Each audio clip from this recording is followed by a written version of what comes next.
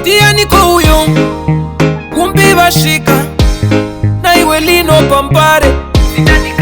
mwanangu ndaitodavo kuvakaimbase zvakandirambira pandanga ndichine simba ndanga nsiri nyope ini ndaitoshinga kudambuka musana kudambuka tsinga ndiko kufamba kwemazuva zuva rekufa hapana noriziva dai ndaikwanisa kumisa nguva moyo wangu unorwadziwa sunge ndava zvandachembera ndichingodya netsunga ndakangomirira musi waichauya pfuma murombo wachafaraoye asi nyika paichaguma chekalo zvandatochembera ndisina nechikochikari ndiri kuda chikafu mumba kwete motikari vamwe vachishaina nemajuwelari egoridhe tichiri tsvaga tisingariwani asi takatadzeiko baba tokumbira mutipewo pfuma vana venyu vapei minana uku ndiko kufamba kwemazuva zuva rekufa hapana noriziva dai ndaikwanisa kumisa nguva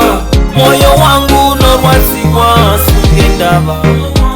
zvandachembera ndichingodya netsunga ndakangomirira musi waichauya pfuma murombo wachafaraoye asi nyika paichaguma zvanzi varombo panyika kudenga varidzi vanotinyaradza ndivo vafundisi vaparidzi zvekubudirira asi zvine varidzi taneta kugeza miteuro kufamba nemidzi tipei kwara patinomhora nyuchi taramba mazana tichengete vana patinohura mari igone kukwana ndiko kufamba kwemazuva zuva rekufa hapana noriziva dai ndaikwanisa kumisa nguva moyo wangu unorwadziwa sunge ndava zvandachembera ndichingodya netsunga ndakangomirira musi waichauya pfuma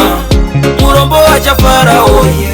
asi nyika paichaguma chekalo zvandatochembera ndisina nechikochikari ndiri kuda chikafu mumba kwete motikari vamwe vachishaina nemajuwelari egoridhe tichiri tsvaga tisingariwani asi takatadzeiko baba tokumbira mutipewo pfuma vana venyu vapei minana uku ndiko kufamba kwemazuva